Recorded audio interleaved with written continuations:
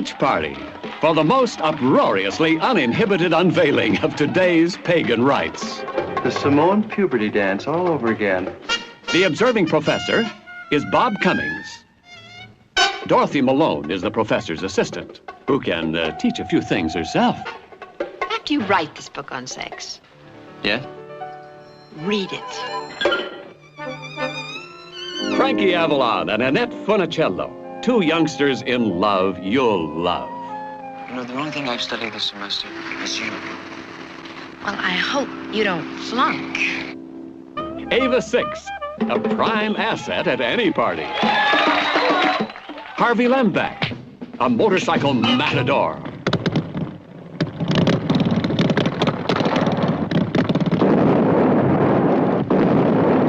Morey Amsterdam, host to hot doggers and beach bunnies. Why not? What do we hold, sinners? Girls! Yeah! There's an irresistible surge of that urge to romantically merge. Ah, it's wild and wonderful when 10,000 kids meet on 5,000 beach blankets. Hey, wall-to-wall girls. Laughing, loving, living it up. We're not talking about actors. We mean a real monster. I brought her back. She'll live and I'll get her another body. I'm gonna kiss me, but don't let anyone see me like that. Please, doctor, help me. Biologically speaking, it's of primary importance that man should want to mate. Hey, that's... You don't get all your kicks from surfing, do you? We want to be free to ride our machines without being hassled by the man. And we want to get loaded. You think you're gonna make a slave of the world? I'll see you in hell first! The American International Podcast. Are you ready? Hello and welcome to the American International Podcast. I'm Cheryl Lightfoot. And I'm Jeff Markin. And today we are looking at the movie Beach Party from 1963. This was the first of AIP's beach movie series. It was directed by William Asher, written by Lou Rusoff, who, fun fact, is the brother-in-law of Samuel Arkoff. And I guess William Asher and someone named Robert Dillon also did a little bit of writing for it too. And William Asher was married to Elizabeth Montgomery and would direct several episodes of Bewitched over the next few years. Oh, cool. I love that show. All right. So do we go just straight into the movie? Let's go straight into the movie. Okay. We open with credits, and there is a... obviously, they don't have drone shots back in 1963, so this is taken from an actual helicopter plane, but it's just a long shot running down the beach. I guess it's somewhere near Malibu is where they actually filmed it. But the colors are really washed out, or at least in what we watched. It's like, it looks really dreary, like a faded old postcard. Well, a lot of the footage that actually shows the ocean, stock footage, so that stuff does look a little more dreary than the main action. Right. Yeah, this is, we see a lot of stock footage in this one. And then we eventually see one plane landing on the beach. I guess there's no need to go to the airport when you can just land right there on the sand. It lands on the beach, and then we cut away to Frankie and Dolores driving toward the beach. Oh, I forgot to mention my favorite part. There is so much bongo music in this movie, and it just kicks off right away with this sensational bongo riff that never, ever seems to end. But yeah, then this is a musical. It's it's ostensibly a comedy. Whether you laugh or not is kind of Yeah, whether it's a musical or not might be debatable. But to me, if people break out into song for no reason and there's backup singing with no explanation, that to me is a musical. Right. Okay, so we see our stars, and our stars are Frankie Avalon and Annette Funicello, who are, basically famous for these kinds of movies, but this was their first outing together. And they are singing. They're singing a song about how it's... Vacation is here. Beach party tonight. Yeah. They're going on vacation together. It appears that they have rented a beach house and are going to be spending some time alone together on the beach. Yeah, they keep emphasizing, we're going to be alone. Oh, yeah, we're totally going to be alone. They park their jalopy on the beach. They get to drive right up to the ocean and along the beach. Up to the door of this cabin that's on the beach. And Dolores is excited that this is going to be like being married. And Frankie is very excited for the more connubial reasons. And she just wants the sort of homemaking experience. So he picks her up and carries her over the threshold, only to find that the beach house is not empty as expected. He trips over Deadhead. Deadhead is the most amazing character. I'm so fascinated by him. He's this tall, goofy-looking guy. Jody McCrea plays him. He has a doofy southern accent, like he's a character in a Hanna-Barbera cartoon. And he's just got this perpetual smile on his face. I don't know what his story is, but I want to know more. I won't find out, but I do want to know. So Frankie is not happy that he's not alone, and not only is Deadhead there, but it turns out the whole gang is there. Yeah, and why are they there? They're there because Dolores invited them. And why did she invite them? Because she doesn't trust herself alone with him. Yeah, she didn't want to get any. She knew what was supposed to happen, and she did everything she could to prevent it from happening. And that's what sets the plot what plot there is into motion. Yeah, there's not a whole lot to hang your hat on here, but it starts a massive argument between Frankie and Dolores, and basically they are just at odds with each other for the entire rest of the movie till the very end. But now it's time to head to the beach, and there's a lot of non sequiturs happening at this time. What we do notice is someone is watching through a telescope. Yeah, it's that whole like perspective where you just see the binoculars with the two eyeballs. And this person has sort of like he has a beard. Well, no, we don't. Before we even see it, we just see his crazy eyes. He just looks like your standard issue peeping Tom.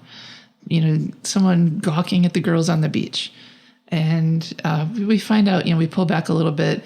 And we find out he has a beard. Yeah, he has a beard. The beard is really important. It sounds like we're just making fun of his beard, but everyone makes fun of his beard. This is the big motif of this movie, is how a beard is so out of fashion these days. So the person doing the peeping, this is Bob Cummings, is doing it for science, we find out. And we're seeing a lot of what's going on the beach through his perspective at this point. There's dancing going on. There's surfing going on. There's a guy playing a recorder and someone pretending to be the snake with the arm coming out of the sand. As a snake charmer. Yeah. And I don't know, as an editor, that is something I would probably cut because it's a cute moment, but what's the point? Sense. And it certainly doesn't move the plot forward. They're not even characters in the movie. They're not pertinent to any part of the story. But I'm talking about it, so yeah, I know. I definitely noticed that. That was kind of funny, actually. I think a lot of the humor in this is unintentional. Like there's a lot of just teenage goofiness that happens that makes it funny. We have another main character to introduce at this point. Marianne arrives. Well, we haven't told who the peeper is yet. Okay, tell who the peeper is. The peeper is Professor Sutwell, Robert O. Sutwell. And his assistant, who's lugging in a bunch of his books, that's Marianne, and she's played by Dorothy Malone. Who we previously saw in Fast and the Furious. Yes, playing Connie Adair, the race car driver / hostage. So Marianne is giving the professor kind of a hard time for being, sort of like just like a creep, spying on teenagers. Not only is he peeping at them, he's got a camera, he's got a telescope or binoculars, but he's also got a recorder with a directional mic. And he's picking up all their conversations and kind of like recording them. And that seems like that's like the worst invasion of privacy because these people don't know they're being spied on. But I guess, it's for science. And this is when he mentions the tentative title of his book, The Behavior Pattern of the Young Adult and Its Relation to Primitive Tribes. So Marianne tells Sutwell that he should hang on to the picture rights because American International Pictures will snap them up in a minute. And that is the first of 4 incidences of product placement in this movie. So we go back to the beach and we see Dolores talking to a friend named Rhonda who stretches, which is an excuse to show stock footage of surfers wiping out with car crash sounds. Yeah, it's like screeching tires on the beach. But Dolores isn't having that. She's a good girl, and she wants to be more than just a girlfriend. She wants to be a wife. Yeah, so Which is such a weird thing to me to... Yeah, for teenagers. Well, it was the 60s. It was a different time, Jeff. Well, she doesn't have a lot of options. It's not like she's going to, be an astronaut. It's either be a wife or be a spinster, I guess. I don't know. Probably my mom would have told me the same thing. But hey, it's time for another song. Dick Dale is performing Secret Surfing Spot. Dick Dale and the Deltones are here as themselves. And this is not the last time you'll see them. They're actually one of the best parts of the movie. They kind of kick the action up a bit whenever they're there. There's dancing, people sing along. And Secret Surfing Spot is an interesting song because there's a lot of surfing jargon in it. The Secret Surfing Spot is a place where the Gremmies and the Ho-Dads never go. Yeah, I had to ask you what that means because I had no idea. And I looked it up because I'm from landlocked Ohio and never had to deal with Gremmies or Ho-Dads. And what are they? I still don't understand. Well, I found this in the trivia section of IMDb. The term Gremmies is surfer slang for young or inexperienced surfers, and Ho-Dads is surfer slang for non-surfers who frequent surfing beaches and pretend to be surfers. Oh, so posers. So they're posers. Yeah. Which would be a poser in today's terms. Or maybe they're just creeps who spy on teenagers for their science projects. Okay, so now we get into a little bit of the dynamics between Frankie and Dolores because they've each decided that they're going to make each other jealous this summer. Yeah, Frankie's talking with his posse, and he feels he needs to dump her, but the problem is he's in love with her. Yeah, which they immediately tell him, whoa, don't tell her that. Because once the girl knows that you love her, then basically she's going to walk all over you. So instead, he's got to put her down. Yeah. And he does this by making a play for another girl. And it's not just any girl. She's kind of got the figure of Jane Mansfield with the accent of Marlene Dietrich. Her name is Ava in the movie. She's played by Eva Six. And she's very receptive to Frankie's attentions. Sadly for her, because they are not sincere. So we cut to later that evening at Big Daddy's, which is the hangout spot for these kids in the evenings. It's like Arnold's in Happy Days. Yeah, it's a place to go between surfing time and before the bonfire. The proprietor of Big Daddy's is Cappy, played by Morey Amsterdam. From the Dick Van Dyke Show. And we're introduced to him as he's wearing a Chinese dragon mask. And he recites a poem about Big Daddy. Yeah, Big Daddy, who's he's like the figurehead of this establishment. And he's there, but we don't see him because he's sitting sort of in repose with his hat over his face. So after the poem, it's time for another Dick Dale song, Swingin' and Surfin'. So Ava happens to work at this establishment. First, she's pouring what looks like beer for Frankie and his friends. Frankie winks at her, and she loses her composure so suddenly that she dumps a mug, basically a mug's worth, into Deadhead's lap, and he doesn't even notice, being a deadhead and all. And then enter Eric Von Zipper and the Rats and exit his bike. So, yeah, apparently there's a troublesome motorcycle gang called the Rats, led by the portly, aged Eric Von Zipper, played by Harvey Lembeck. This guy, how to describe him?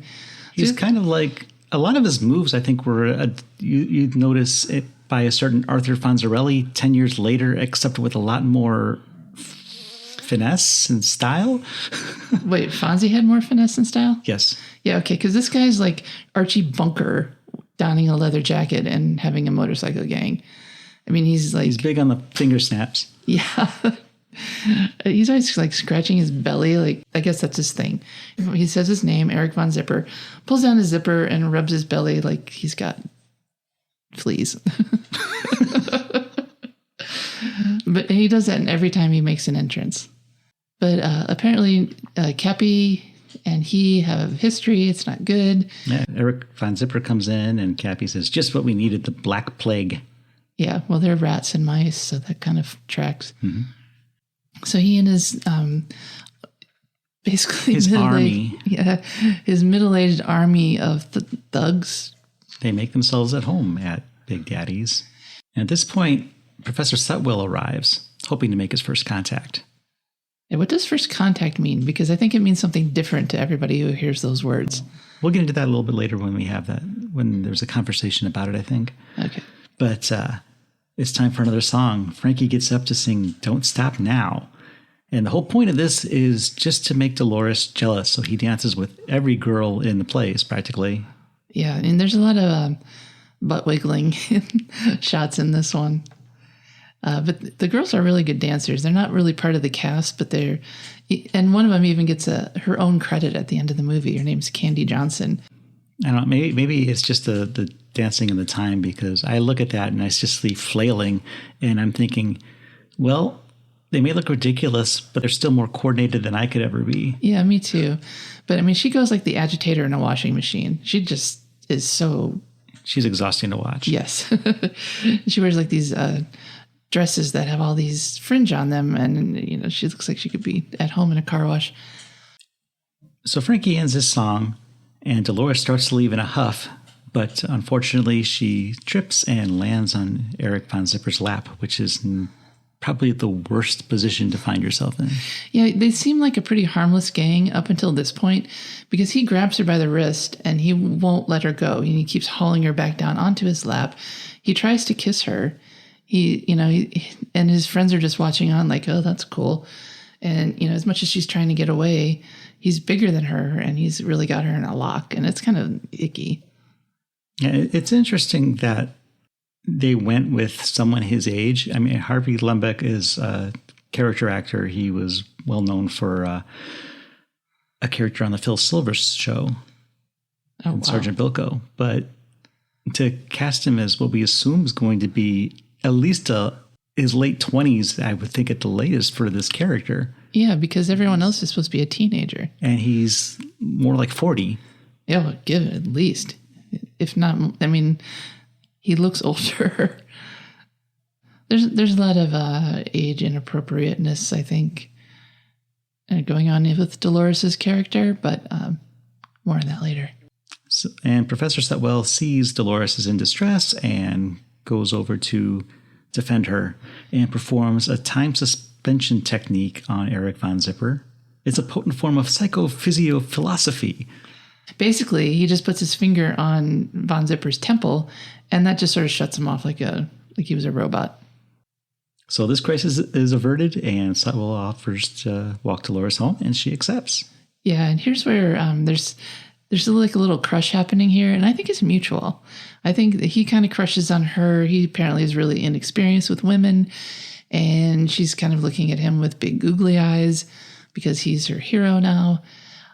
But he really does want to stick to his mission of researching these teens, and he wants her to be part of that research. However, I think she really misinterprets that as being sort of a come on. Mm-hmm. And this is where the first contact conversation really gets a little deep. And he claims that Dolores is his first contact, and she finds it hard to believe because he's a much older man. Yeah, I think she thinks she's a really old virgin. So for Sutwell, first contact means his first infiltration into this group. Right. So she's the source of going to be the source of all his research. And they say first contact is very important. Yeah. So take or leave it. So Dolores is interpreting that as something different. Yeah. He asks her to come by the next day. She thinks that she's coming by for sex, and she's really glad that he gave her... You think it's sex? Yeah, I think she thinks they're going to do it. I don't think she thinks that. I think she does, because she thinks that he was really gentlemanly in giving her a day to wait. Like not rushing into it, but giving her a day before he... What do you think? Well, I think she's going to go over there and play hard to get, but I think... No, I think she thinks he's expecting it. That's exactly what I meant. He's not. No. It's all a comedy of errors.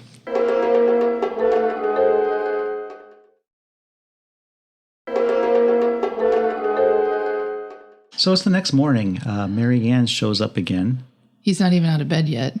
And while they're there discussing what happened the night before when Sutcliffe made his first contact with Dolores, Dolores arrives and sees Sutwell talking with Marianne.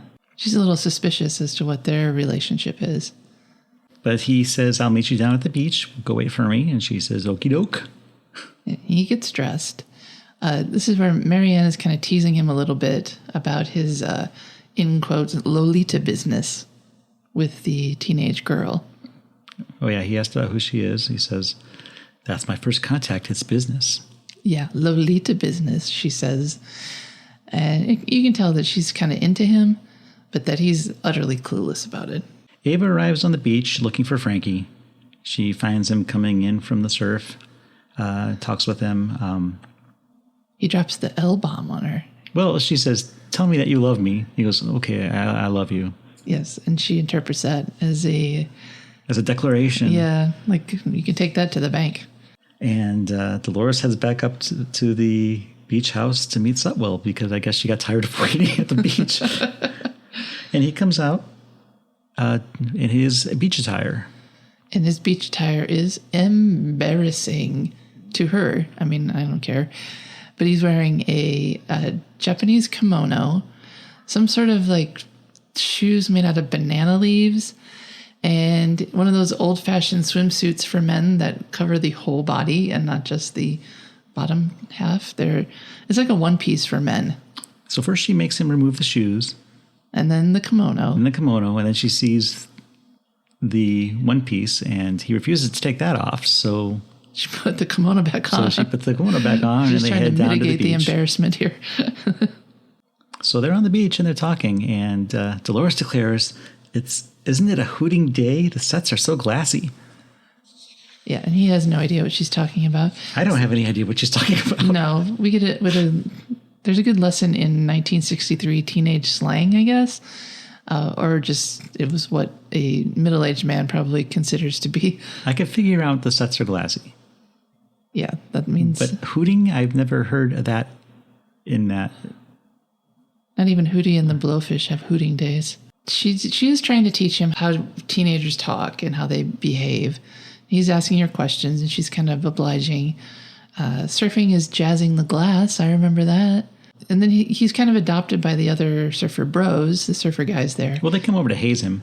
Yeah, but he's really interested in surfing, and they explain how it's done, and he uses physics to figure out how to do it, and he actually manages to, catch a few waves. On the second attempt, because the first he forgot to carry the two, so he has to go back to shore and work it out again, and then he goes back out. It takes some math.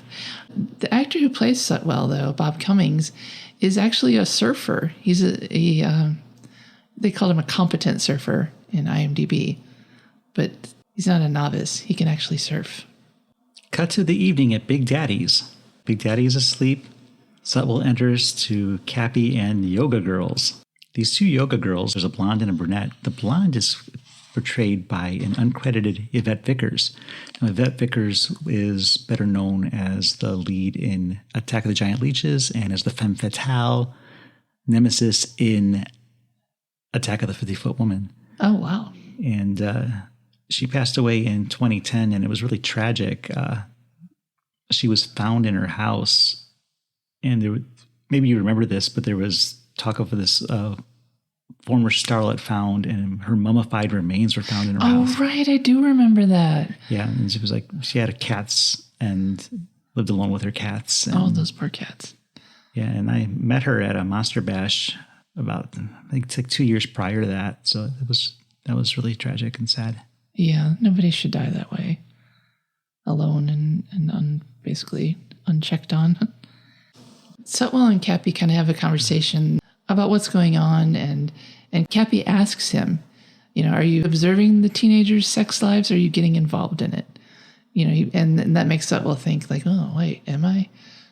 Yeah, the whole point of this exchange is to explain again why Sutwell is doing this, as he explains to Cappy, to explain beards. How do you explain a beard? No, to explain why the beard. Yeah, originally it's to make him look older, because he was really young And he wanted, he's a professor, he's young.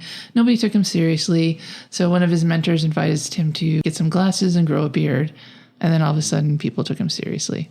And after 18 years, he's become attached to it. He was always attached to it. And Cappy also has a beard, but for a very different reason. And so people wouldn't mistake him for Kirk Douglas. Oh, right. Yeah, the resemblance is uncanny. And Frankie comes in to confront Sutwell and accuses him of brainwashing her with his beard. I think we need to just... People haven't seen this beard yet. This is like a blonde Santa Claus beard. It's a Smith Brothers beard. It's not a sexy beard. It's not like stubbly, something that might be attractive to any female person these days or any days. It's like a silky... It looks really fake. It may be fake. I think it is. I'm sure it is. Yeah. And his mustache doesn't go all the way down into his beard, so it just kind of perches on top of his lip like a caterpillar. It's exceedingly unattractive. But this is just, one of many, razzings he gets about this beard. And once again, it's night. And that means more bongos and more bonfire. But Frankie has other things on his mind and goes up to the beach house to confront Dolores.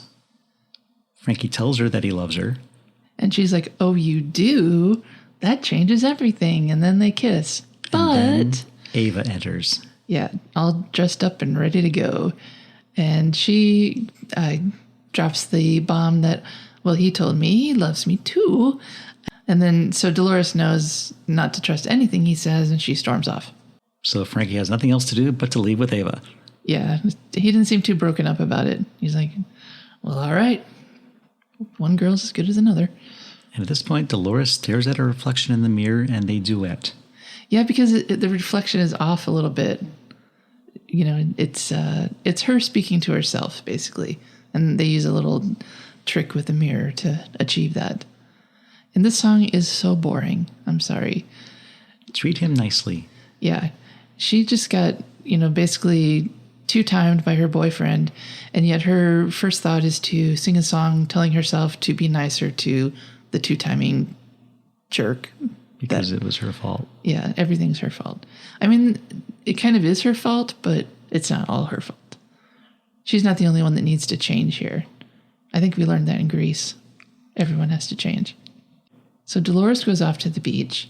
Then we go over to Professor Sutwell's cabin, and he's getting ready to go down to the beach.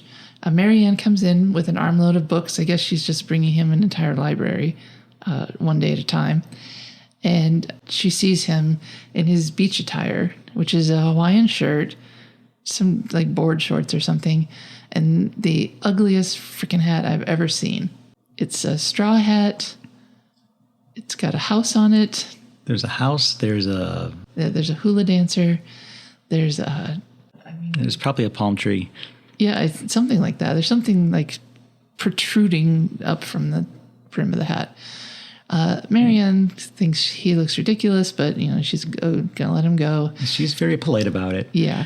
He gives her instructions before he heads off that he wants her to record his conversations on the beach. Yeah, and keep, basically monitor everything that's going on down there. Not creepy at all. So he goes down to the beach and meets Dolores. Yeah, and she's happy to see him. She's not happy to see that hat, though. Her friends think it's hilarious, and as a prank, when he's not looking, they set it on fire. This inspires more bongo music, then everyone couples off, leaving Frankie and Ava and Dolores and Sutwell. Yep, there's the last ones around the fire. And then Frankie and Ava decide to couple off as well. And you think Dolores would hit on Sutwell at this point. She's interested in him. But no, she gives him a razor. She can't see past the beard. So she gives him a razor and tells him basically it's the beard or me. She walks off. And when she comes back, he's hairless. I mean, his chin is. Okay, so meanwhile, they start, having a very friendly conversation here. Meanwhile, back at the cabin, Marianne is doing her surveillance. She puts on a record, and the record just happens to be from this unknown record label called American International Records. And the artist on this on the label for this is Tony Casanova. So this was probably a test pressing of Diary of a High School Bride, which was the only single released by Tony Casanova on American International Records. And while the label says that, the song we're hearing is actually an Annette Funicello song. Promise Me Anything, Give Me Love. Yeah. So I don't know what we were supposed to... I mean, people can read, and that's not Tony singing. That's Annette. So Marianne's singing along while listening to the conversation. And what she hears convinces her that Sutwell basically is receptive to Dolores' advances, and she gets mad and... Sutwell agrees to take Dolores for a ride in his plane. Oh, yeah. I guess that's very significant. It's like going to like Lover's Leap or something. I don't know. It's equivalent to going to, some kind of... Inspiration Point. Yeah, Inspiration Point. So Marianne leaves in a huff. Sutwell agrees to take Dolores for a ride in his plane, but they're going to have to do it in the thick of the night when nobody's around. So they make plans for 3 a.m. He returns to his beach house and finds Marianne gone. She left a note, though, and said, "I've heard enough." And she attaches it to his surveillance equipment. And he interprets that to mean that she's jealous. So Dolores is resting up for her plane ride this evening. So she's asleep in her bed. And Eric Von Zipper and the rats come up. They're looking for Sutwell. Yeah, they want revenge. They want revenge for being fingered. Who hasn't felt that way? So they go to this beach house thinking that's his, but they have the wrong beach house. Right. But that doesn't stop them. Once he sees who's inside, it's Dolores all alone. He goes in there. What does he think he's going to do? This guy is a creep. I didn't think he saw her until after he was in there and she screamed. Oh, really? Then why did he go in? He went in because he thought it was Sutwell's place.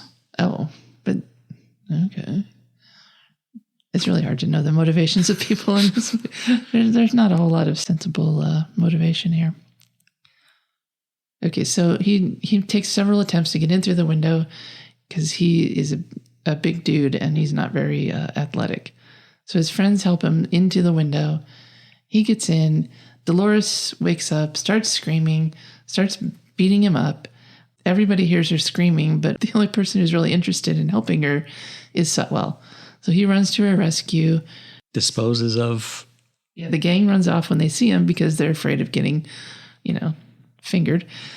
And he goes in there, gets rid of Von Zipper. I think he accidentally knocks him out with a surfboard. Oh, yeah. He puts a surfboard in Zipper's way when he's crawling out the window, and that bonks him on the head. And then he basically just falls out the window.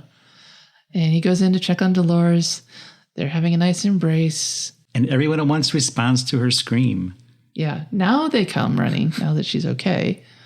And everyone gets to see Sutwell in his PJs hugging Dolores in her bed. And then, with no segue whatsoever, Sutwell and Dolores are up in a plane.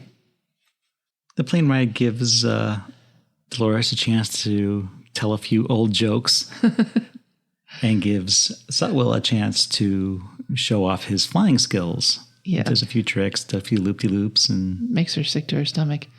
Now, when you say old jokes, you mean jokes at his expense because he's old. Yes. She's not telling jokes like from the 20s. No, they're jokes from the 60s, so they're old jokes. They're old to us now. But she's just basically saying, oh, were you there with Wyatt Earp? That kind of stuff. Just poking fun at his age. He decides to land the plane after noticing that she's literally green. Are making her a little ill. Yeah, they use some kind of effect to turn her literally green. It's a green light. Yeah. Well, it was like magic. So I guess she goes home to rest because it's morning again. And we're back at the professor's beach house. So Marianne's back. I guess she may have heard enough, but she's still returning for more. So Sutwell realizes that Dolores has feelings for him. She doesn't, but he believes she has feelings for him. So to try and turn her off, he decides to use Marianne.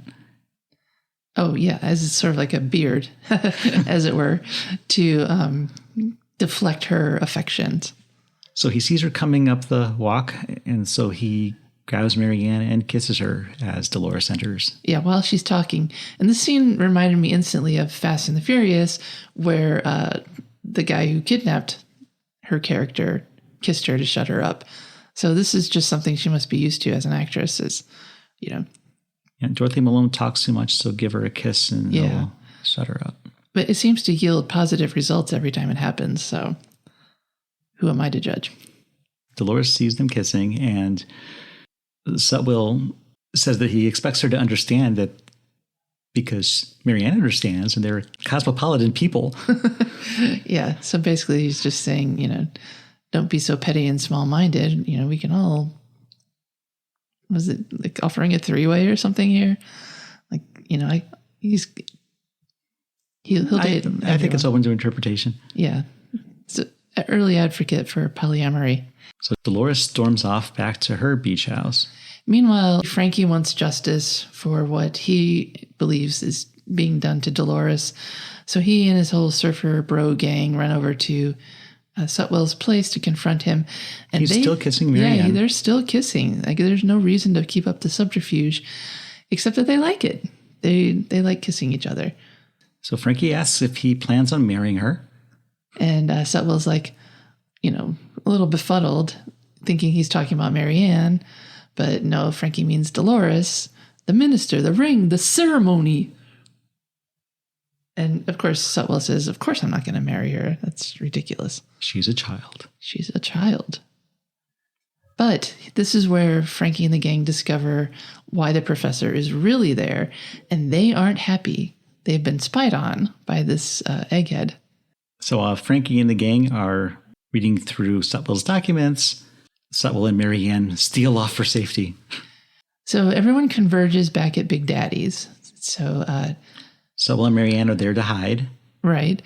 The gang of bros comes back, and they're holding his, you know, what must be his manuscript, because they've been reading out of it about their own teenage sex lives. But the rats show up as well. And at this point, something happens where the rats want to get back at the professor, and now all the guys are protecting him. They do this like a ring around the rosy chant, and they circle. Ring around the rosy.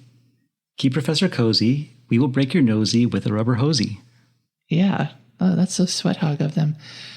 And they just chant this going around and around in circles. It's so weird. And then a fight breaks out. There's like no transition. It's just they're chanting, and then all of a sudden there's a scuffle, a rumble, and then a pie fight breaks out. It gets really silly, basically, at this point. There's all kinds of, you know, like sight gags and just nonsense happening. Eric Von Zipper does not fight. He sits on the bar and commands, onward, onward. He tells his army. Yeah, his army of stupids, as he calls them. Sutwell takes care of most of the rats with his finger. And it's just as disgusting as you think it is. With his finger technique. Yes. And except for Zipper, who fingers himself into submission. And at the close of the fight, Deadhead accidentally gets fingered as well. Everybody getting fingered up in here. It's not as funny as we're making it sound. It's kind of goofy. There's also like a tour that pops in for no particular reason, and they get pie in the face and then they leave. It's just silly. But when both Dolores and Frankie have been face pied, they decide that this was also silly, and then they kiss and make up. This is basically it. Like, everything's resolved at this point. There's only one more thing that we have to do, and we have to hear the word from Big Daddy. Yep, Big Daddy wakes up to give the word. And he flips his hat up, and guess who it is? It's Vincent Price. No way! And what's the word? The pit. Get my pendulum, kiddies. I feel like swinging. Yeah, and it makes no sense. And he goes back to sleep. Well, I don't know what this is about. I know that this is one in a series of party movies from AIP. Yeah, it's not quite over. So that's a reference to an AIP movie, right? The Pit and the Pendulum. Yeah. Yeah, so there's like our third reference. So then we're back to the beach for another bonfire. Sutwell discusses his next research project will be in the Marianne Islands, and he will need an assistant. And she's game to go.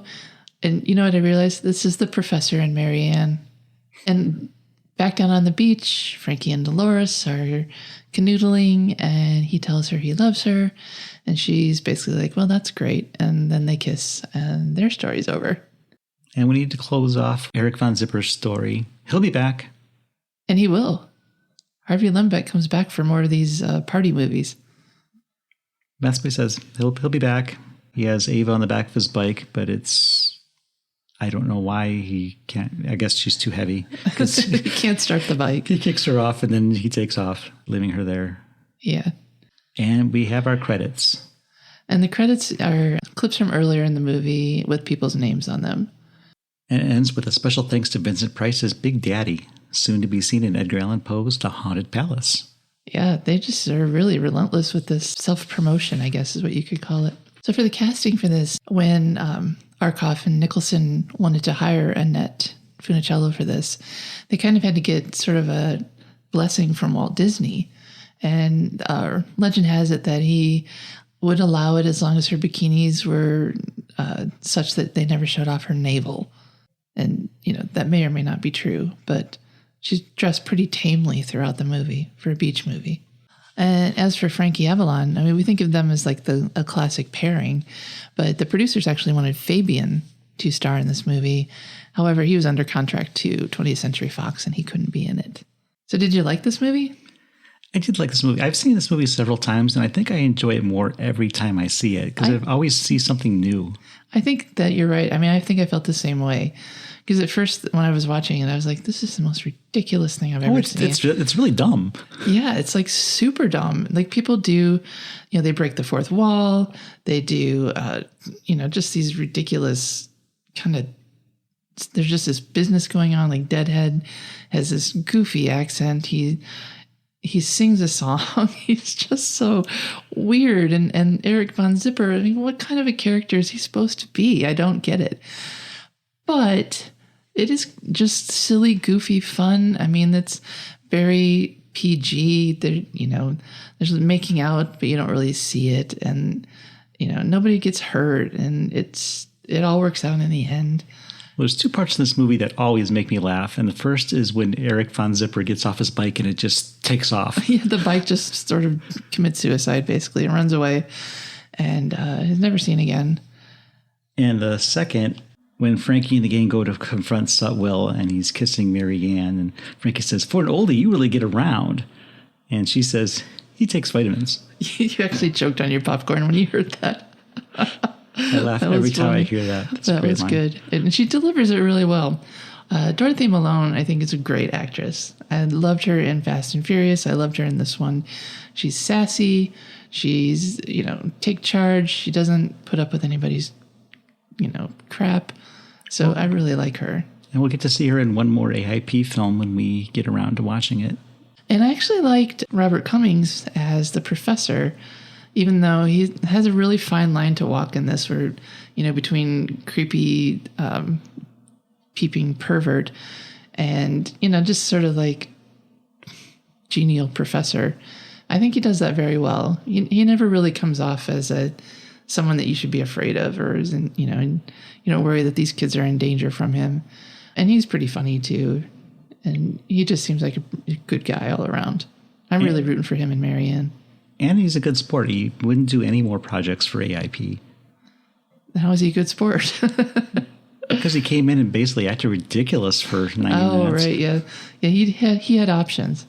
He was in... Well, the Bob Cummings show aired for several seasons during the 50s. And just prior to this, there was a new Bob Cummings show, but that only lasted 1 year. Okay. He was also in Dial M for Murder and Saboteur. And his last screen appearance was The Love Boat. So I guess he is, he went back to doing TV for money. Why else would anybody be on that show? No, but I really liked him, and I did like this movie. So how do you rate it on our AIP scale? On the first watch, I would have given it the I for intermediate. But now I'm going to give it an A for awesome. Because you got to take it as a whole, as the cultural kind of icon that it is. I mean, this really kicked off the beach party movie genre. And I think that's, it's sort of an enduring thing. I would agree. I would call this an awesome movie. It was created as kind of a low-budget version of an Elvis movie. As you know, those are a guilty pleasure of mine, too. I know. With the singing and the dancing and the ridiculous plots. Yeah. No, it's fun. You're not expecting high art. You go into it just expecting a Deadhead good time. Yeah. I want a Deadhead movie. He's sort of like Jughead, but funnier and cuter. And not as hungry. Yeah. Well, he's like 6'8". He's going to be hungry. Okay. I think that wraps up this episode of the American International Podcast on Beach Party from 1963. Yeah, thanks for listening. I'm Cheryl Lightfoot. And I'm Jeff Markin. And we will meet you at the drive-in. Follow the American International Podcast on Instagram, Twitter, and Letterboxd at AIP_pod and on Facebook at facebook.com/American International Podcast. The American International Podcast is produced and edited by Jeff Markin. A man whose mind is distorted by hatred. And Cheryl Lightfoot. A girl hungry for too many things.